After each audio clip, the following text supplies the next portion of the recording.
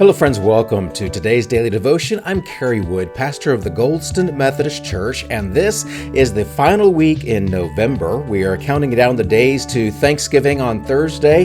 This is also the final week of this series as we are going through the book of Colossians, the domino effect. And so today we are reading from Colossians chapter 4, verses 3 and 4. Hear now these words.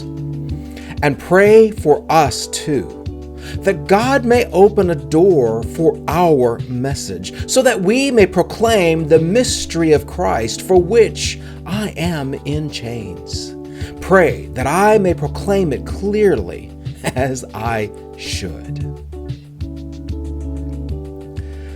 So, did you realize, if you've been with me throughout this study of Colossians, that Paul wrote this letter while he was in chains, while he was in prison? Paul doesn't explain that. He doesn't give that detail away until the very last chapter of his letter. Why? Because being in prison wasn't the most important thing that Paul was dealing with. Paul took being in prison is just an example of, this is my current circumstance, but my purpose, my role in this life does not change based on my physical circumstance. He could have been standing in the Parthenon. He could have been sitting on Caesar's private palace porch with a delicious cup of coffee in his hand.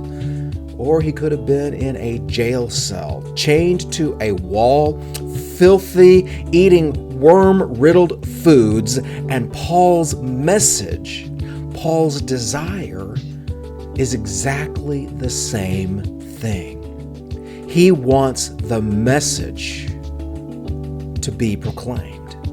Now, what's interesting is this is not Paul's message. Paul isn't trying to say, hey, would you make sure that I get all the attention that I'm supposed to get? He is not a modern day influencer on TikTok. He is not trying to get as many likes and shares and advertisers and all those things. He has one desire: to proclaim the mystery of Christ.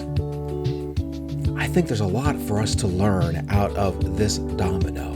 We ought not let our circumstances create our attitudes. We should not let our situations become the ways in which we determine how we relate to the world and those around us. Rather, what we need to do, if we are followers of Jesus, is we need to pray for the doors to be opened to proclaim the mystery of Christ, because Jesus is still a mystery. His name may be very well known in our 21st century, but the person of Jesus, the power of Jesus, the saving grace of Jesus is just as mysterious now as it was over 2,000 years ago.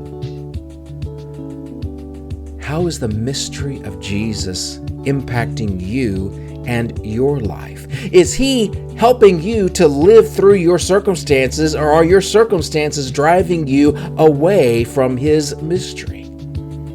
As we move ever closer to Thanksgiving, I am convicted by this.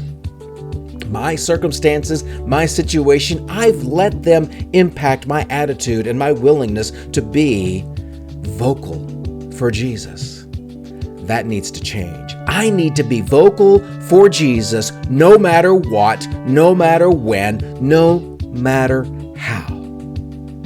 Who's with me? And I'll see you tomorrow for our next daily devotion.